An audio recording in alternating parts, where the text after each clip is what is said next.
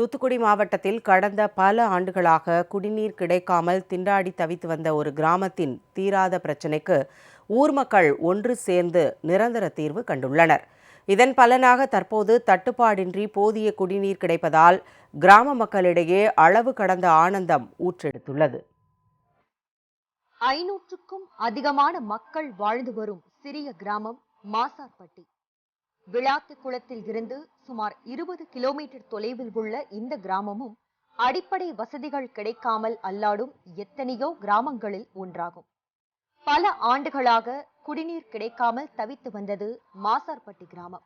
குடிநீர் வசதி கோரி அரசு அதிகார வர்க்கத்தினரிடம் பாதிக்கப்பட்ட மக்கள் இடைவிடாமல் முறையிட்டும் எந்த பலனும் கிடைக்கவில்லை. தங்கள் கையே தங்களுக்கு உதவி என முடிவு செய்தனர். ஒட்டுமொத்த கிராமமே கைகோர்த்து களம் இறங்கியது. வீடு வீடாக நிதி திரட்டப்பட்டது.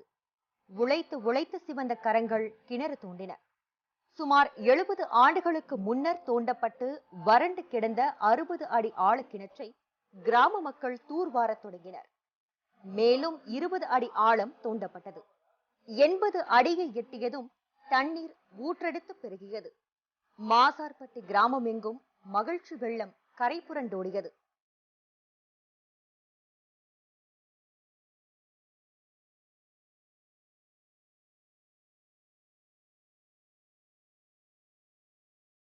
வல்லநாடு குடிநீர் திட்டத்திற்காக ஏற்கனவே அமைக்கப்பட்டிருந்த மேல்நிலை நீர்த்தேக்க தொட்டிக்கு கிணற்று நீர் ஏற்றப்பட்டு அனைத்து வீடுகளுக்கும் தடையின்றி தற்போது குடிநீர் வழங்கப்படுகிறது.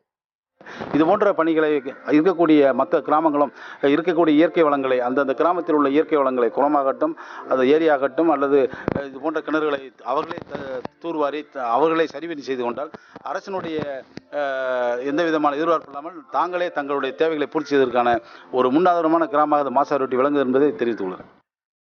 கூடி வாழ்ந்தால் கோடி நன்மை என்பதற்கு மிகச்சிறந்த எடுத்துக்காட்டாக விளங்குகிறது மாசார்பட்டி கிராமம்.